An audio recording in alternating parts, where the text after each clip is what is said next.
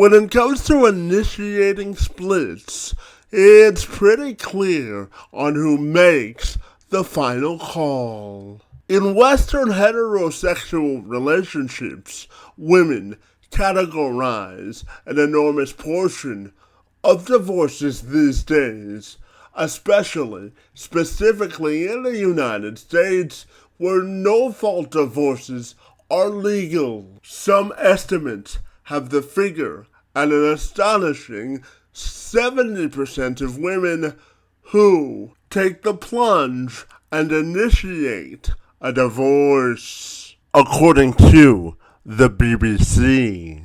Donna McGoff is a multi-talented individual. She's a retired teacher, counselor, inventor of board games, an author, and a life coach with a passion for helping women rebuild their lives and discover their happiness and life of joy after a divorce. She says for women to be successful, there is no time to gravel about the past. It's not that it doesn't exist. However, it's important for women to make enough space in the past to create a new plan of action in order to move forward in their new life and live with intention and happiness. McGoff does this through a 5-step process which transitions women from a life after divorce to personal transformation, which encourages them to live a life they would love living. McGoff joined me this week to discuss her 5-step process in greater detail and how women can thrive in prosperity following a divorce. I'm Kevin McShann. Let's have this conversation.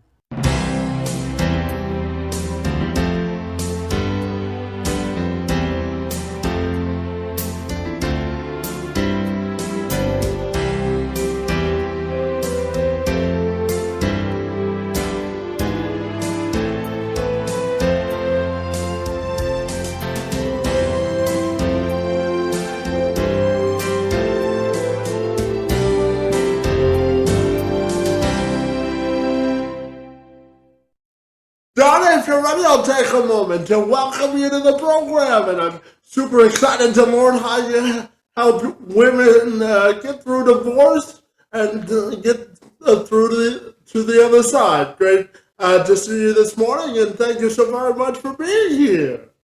Thank you, Kevin. And I'm Donna McGoff, life transition coach, and it's my passion to help women to rise up after divorce, taking them from that transition to their personal transformation through my own 5-step process that I had to create for myself when nothing else worked for me. Yeah, absolutely. So let's dive right into those 5 steps and how you help women transition from a divorce to a more prosperous life for themselves. Tell me all about it. Well, I'll tell you, in my former life, I was a counselor and a teacher. And so when I got divorced, I went to counseling and I tried many different options out there, and none of them seemed to work for me. So with my experience, background, and expertise, I decided to create my own plan of action. And that's exactly what I did. And that's how I came up with this 5-step process. It's called Recover, Reconnect, Reinvent, the ultimate results-driven process, rebuilding your new life after divorce. And so briefly, here's what the 5 steps are about. The first step is the road to recovery. Where are you stuck? It's a cycle. Divorce recovery is a cycle, and you're stuck somewhere if you're not moving forward and creating the life of your dreams. So what we do first is find out where you're stuck. So that's road to recovery. The second part of it is called ramping up. Then we create a plan of action to move you forward. We're not groveling around in the past. Okay, you're here. You're stuck in this phase. on the divorce recovery cycle. How are we going to move you over there? So that's the second part. The third part is reconnecting with self. After you move out of that cycle, reconnecting with self means now after this trauma, you're a different person and your roles and identity have changed. So reconnecting with self is very important. And I created 4 pillars for that: emotionally, physically, intellectually, and spiritually. And I developed a plan to try to harmonize those within your life so that you have the energy and power to forge forward. Because as you know, it all comes from the inside out, right? Absolutely, absolutely. And Donna, I'm also curious to ask you about rebuilding women's confidence after divorce, because that can have a tendency to fluctuate, and I know that rebuilding confidence is a big part of what you do. So tell me about rebuilding confidence after divorce. Well, that is part of reconnecting with self right there, is in building your confidence, because let's face it, your self-image takes a big hit. And, when you go through any kind of trauma. So when you can learn how to harmonize those 4 areas of your life to begin to learn how to think empowering thoughts, when that negative stuff starts to come in there, you learn how to change your attitude and your thoughts.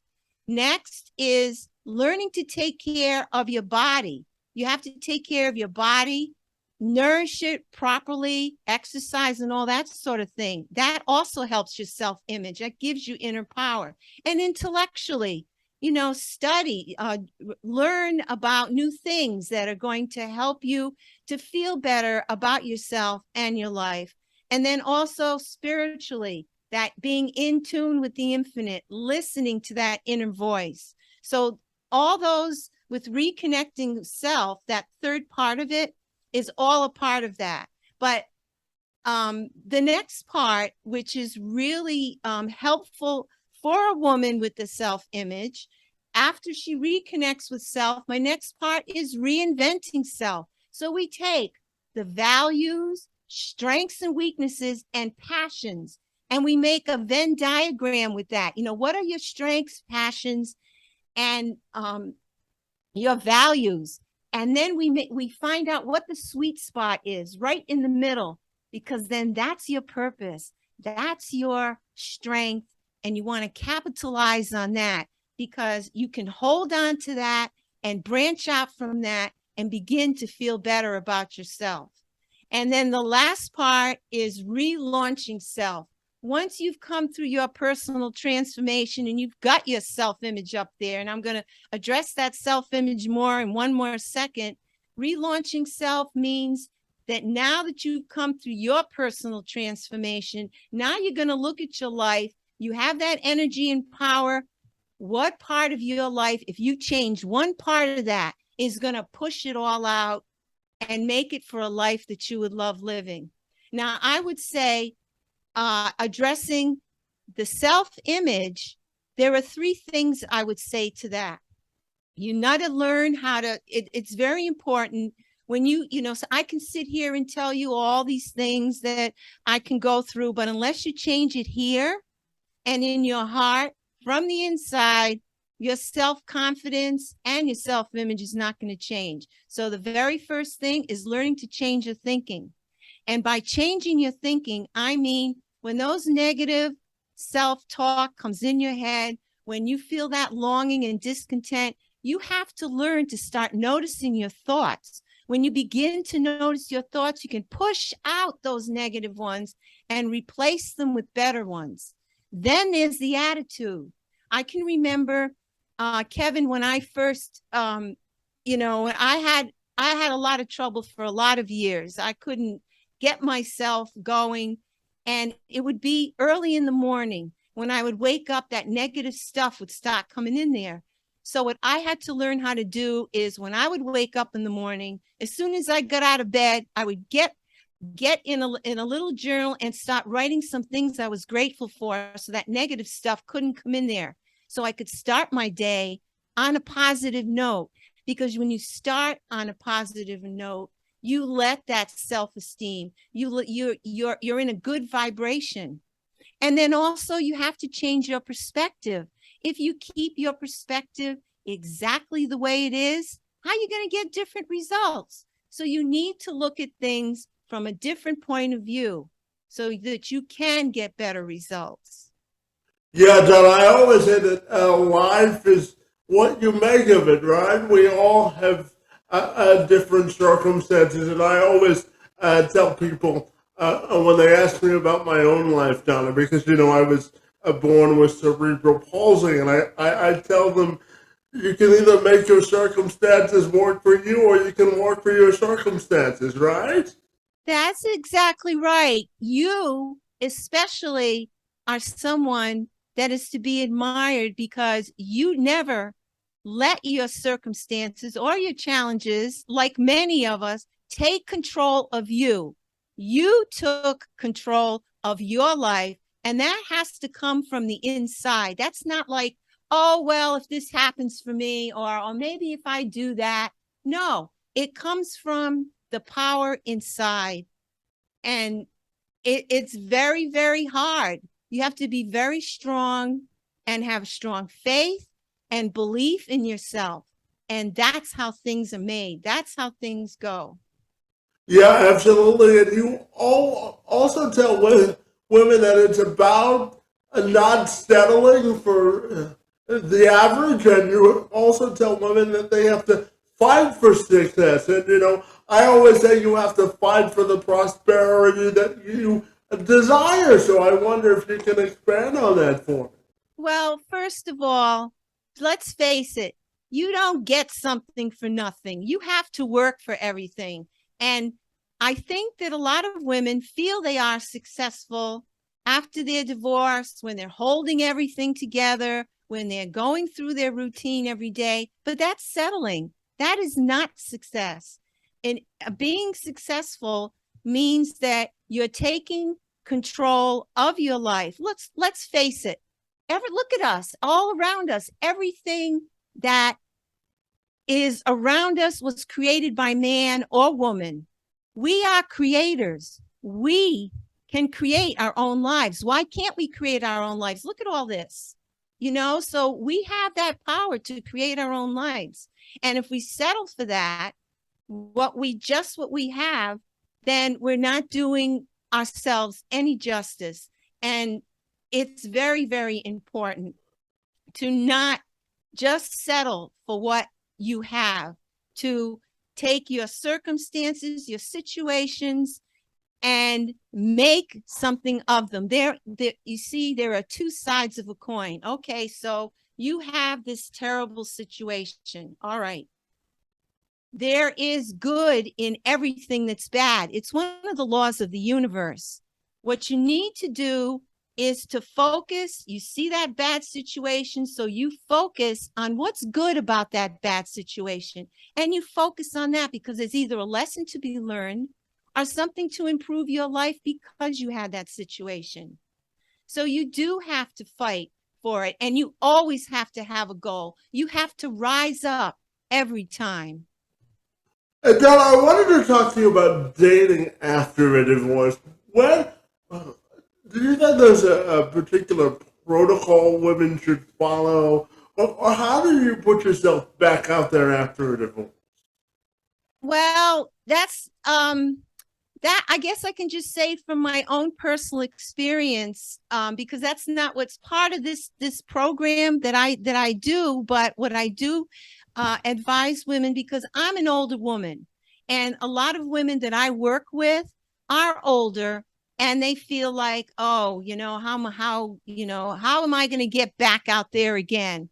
And really and truly, once you feel good about yourself and you work through all this, I would say just with their interests, getting involved in hobbies and interests with other people, and maybe getting on the dating services. For me, I'm an older woman. I know I don't look it, but I'm going to be 71 next month.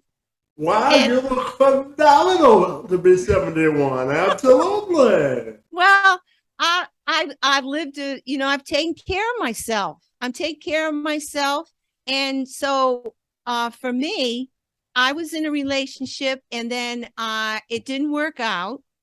And so I just put myself back out there again. And putting myself out there, what the first thing to do before you even decide to put yourself out there is you need to create a vision in your mind of what exactly you want, because that's where everything begins, in the mind, in the imagination. So what I did was I created an image. What are the qualities? What am I looking for? That kind of thing. What's the image? The image and the qualities. And when I went to put myself on a dating site, I wrote that all down. And others need not apply because I don't want to waste my time.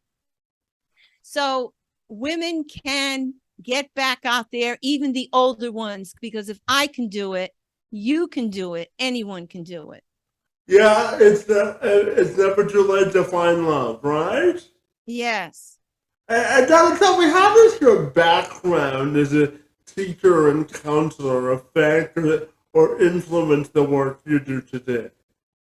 Well, being a teacher, of course, I'm a lifelong learner, and I created courses for what I do so that women can get what I do at a more reasonable investment, so I can reach more women. So that's the teacher part.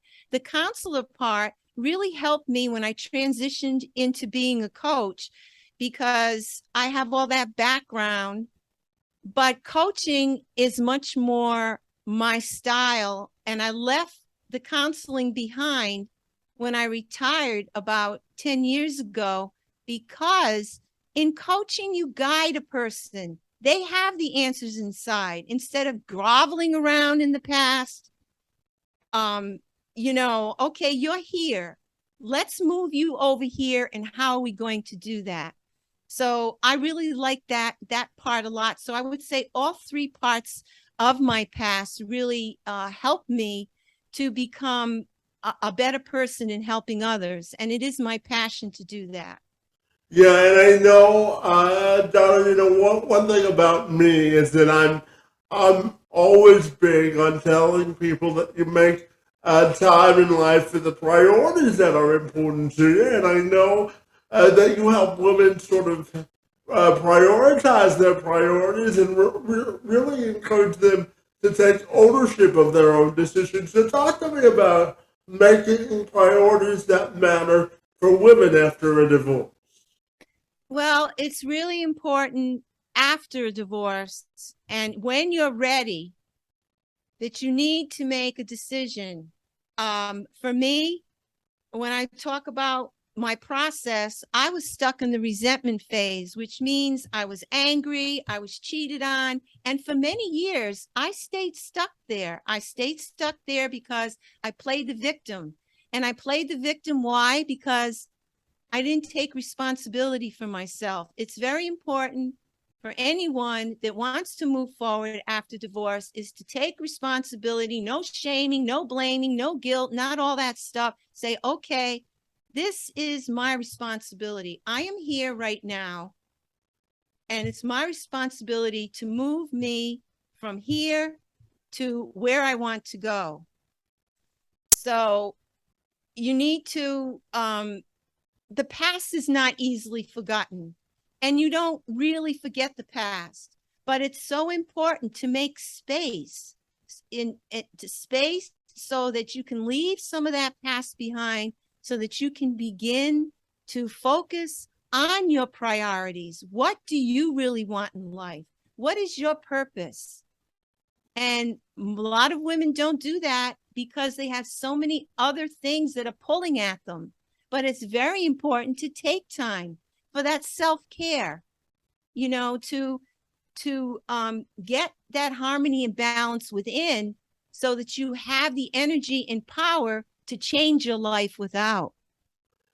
Yeah, and let's talk about self-care for a second. How do you unfortunately, make sure that you check in with your own self to sort of recalibrate your emotional center.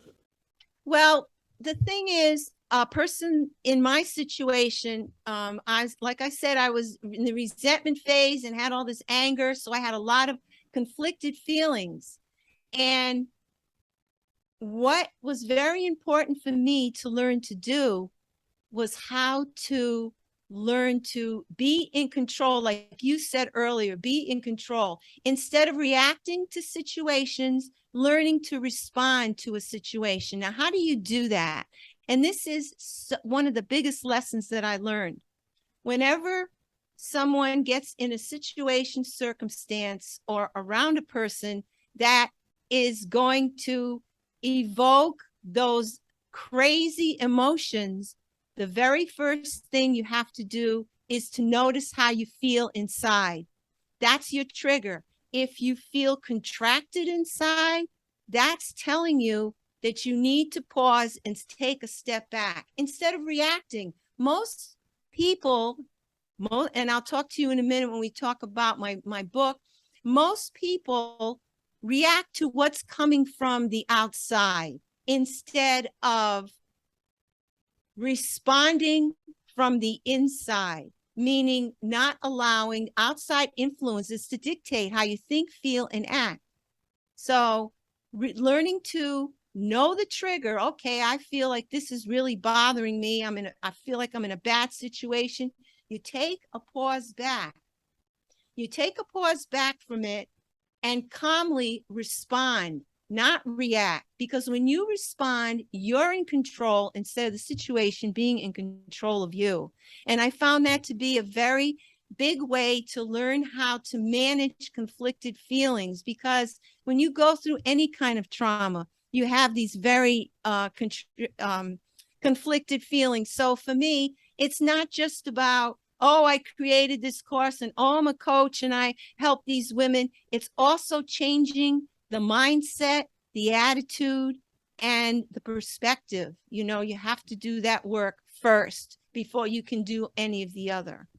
Yeah, and you know, Donna, one of the last thing, like this, is that I will take from my parents. You know, they've always told me not to make excuses for my circumstances, and I know that it's important for you, as you had just mentioned, not to make circumstances that limit the needle of progress moving forward. So tell me, how do you help women eliminate excuses to progress? Well, the very first thing is to realize what is holding you back. What are your limiting beliefs? Because you see, you can intellectually think, okay, I'm going to do this. This is how my life is going to go. This is what I want. But if inside you don't believe that, you have that paradigm, that limiting belief, then you're not going to, you're only going to go as far as your self-image is going to take you. Let me give you an example of that. Let's say that one of the women that I worked with gained 40 pounds. And so she would yo-yo diet, get up and down, up and down, up and down. What a person needs to do when they want to change something is they have to put the picture of what they want to be in the end, not what they are now.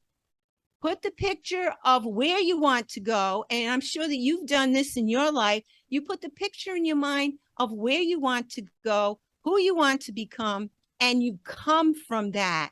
As you come from that and you keep that picture there, you begin to become that person. And that's how it goes. That's what you have to do.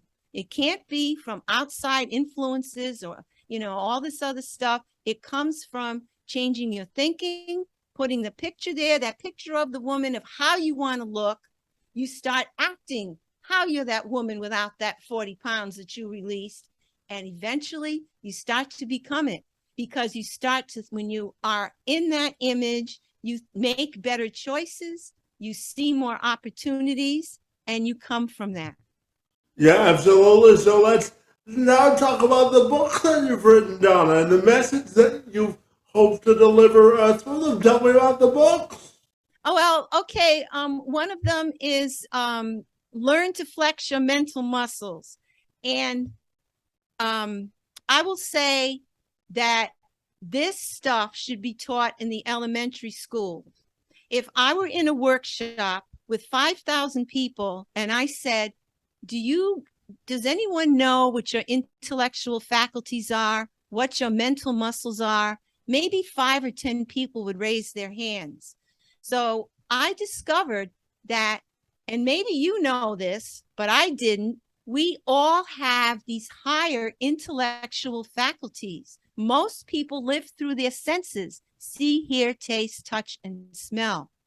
Most successful people and people that live above the ordinary use their higher intellectual faculties. An example would be, let's say there's a dry cleaning business on this corner of the street and it's making tons of money. Here's another guy 2 blocks away that has the same exact dry cleaning business and he's ready to fold it up. What's the difference? The difference is the guy over here is using his mental muscles. We know how to exercise our body, but did anybody ever teach us how to exercise our mind? We have these 6 intellectual faculties: the imagination, the will, the reason, perception, memory, and intuition. These 6 are how you become a successful person. You come from thinking a higher level instead of allowing the outside influences, what other people say, circumstances and situations, and you come from that. An example would be, I already used the imagination coming from that, but another example would be your memory. People say that they have, oh, I have a bad memory. No, if you don't have a challenge intellectually, you have a perfect memory. It's just weak from lack of use. When you're going for a goal, what's going to happen to you is all these past memories are going to come in. Oh, no, I can't do that. Oh, I tried this before. What's this one going to say? But a person that's using their higher level of thinking is going to say, no, I'm not letting all that in there. I'm going to make new memories. Here's my goal, and I'm going forward. So in that book, I explain, and I use divorce, a situation of a divorced woman, and I explain how to use that. The imagination, you hold your goal there. You use your will to keep it there so it's in the forefront of your mind. You use your reason to create goals that will help you get where you want to go. Your perception, you learn to change your point of view so that you can get different results. And then, of course, I said the memory. And the last one is the intuition. We need to learn to live more by the intuitive self than the thinking self, because the intuitive self is the whispers from God. Or where does it come from? It doesn't come from our senses. You know how sometimes we get those little whispers inside? That's something coming in. Where's that coming from? So that's that book. And then another book I wrote was Recover and Heal from the Inside Out After Divorce. And that just speaks to my 5-step process that I've used with other women and when I created my courses. And then I wrote one more, The Power of Goal Setting for Kids, because kids need to learn how to set goals and have written goals, write them out, and and start getting that skill at an early age. So that's, some of my publications. Also, I'm an inventor of board games, but it doesn't relate to divorced women. It's just when I was a counselor, I created some games to help counselors and therapists to supplement their work with children. Absolutely. And just quickly, I wanted to also ask you about children as well. And you talk a lot about changing the perspective and perception after a divorce. So when a woman has children in a divorce setting, how do you change your perspective to be sort of in the best interest of your children? Well, for the best interest of your children, means that you have to make yourself a priority and get yourself, that inner self, a harmony and balance, strength and power. Nurture yourself, because if you don't feel good about yourself and you don't take care of yourself too, you cannot give the best to your children. So you have to really take care of that, even though there's all these other things out there, and all these challenges and situations and people. You do have to take care of yourself, because if you don't, then you can't give the best to your children. And I had two small children when I got a divorce, and I wished I had known what I know now. I would have done things a lot differently, but fortunately, I did a decent job. So I, did instill some of the good things that they needed to have. And I'm sure that most women do. That is a priority, but they have to also prioritize themselves. Yeah, life is all about living through experiences. We try to learn from them to prosper, right? Learning from your experiences is important in all aspects of life. I'm sure you would agree with that, wouldn't you? Yes. Absolutely. And Donna, tell me, when we talk about your own non-negotiables for your own personal and professional happiness, I'm wondering, what are your non-negotiables in life? Something that you're not willing to compromise on to achieve your own happiness? I'm not willing to compromise that I'm not going to be authentic. I am who I am. I have worked very hard to become the person that I am. And I will not that is how it is. It took me many years to take off all the masks. I would have a mask for this situation, a mask for that one, and I won't compromise that anymore. I am willing and open to other people and other situations, but I can't compromise that myself. I guess I feel like to thine own self, be true, and also rise up one more time. One more time. Yeah, absolutely. It's all about perseverance, isn't it? Yes, it is. And you don't get something for nothing. You have to give. And the more you give, the more you get. And I'm a true believer in that. I would say that I'm a giver.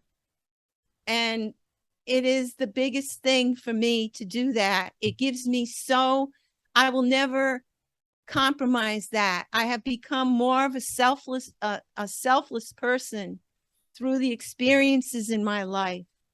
And I hope that when I'm gone, that others, through my help and my touching them, will realize that that's a really good way to live, Yeah, yeah, absolutely. That was my final question to ask you this morning, all about your personal and professional legacy. So I'll let you expand on that, if you had anything else to share. Yes, I do. I have one more thing I'd like to share. This paper here is my mantra. I made it up when I was trying to move forward, and I think it's a good idea for everyone to have some kind of something when they feel that longing and discontent, or they feel that things are just getting down. This is what I say, and it still gives me a little bit of shivers when I repeat it. I'm a new life builder. I push forward in spite of the past. I make a plan and achieve the goal. I reconnect with who I am now. I reinvent myself to who I want to become. I relaunch myself where I want to go. I live above the ordinary. So I say that to myself, and because we all have our challenges, but we just keep on going, and that power is in there. Indeed, and we all also have our own definition of prosperity, Isn't That's that right? Yeah. that's right. Yeah, because I always tell people that painting a portrait of success is different for all of us, right? That's right. It is different for all of us because we're all different. We're unique. We're unique. Yeah, diversity of perspective is important. Absolutely. Yes. And Donna, tell me if people want to get connected with the good work that you do down there in Florida, what's the best way that they can do that? All they have to do is go on the Facebook and look up Living Above the Ordinary, because Living Above the Ordinary is my business. And I also have a free gift. I have a free mini course that I think I might have given you that link in the chat. A free mini course if someone wants to find out how they can access their inner power, and it also gives like a cheat sheet of, if let's say they're lacking in spirituality, well, what are some things they can do for that? So I have a mini course that I put in there in that chat, that if someone wants to. But my course and getting in touch with me is Recover, Reconnect, Reinvent: the ultimate results-driven process, rebuilding a new life after divorce. Kevin. Absolutely. Well, Donna, I have to tell you that I was delighted that you accepted my invitation to engage in conversation about this most important topic. I really want to thank you for the transformational work that you do on behalf of women as they look to reinvent their lives after a divorce. Great to be with you this morning, and thank you so very much for being here. Thank you, Kevin. It's been a privilege and an honor.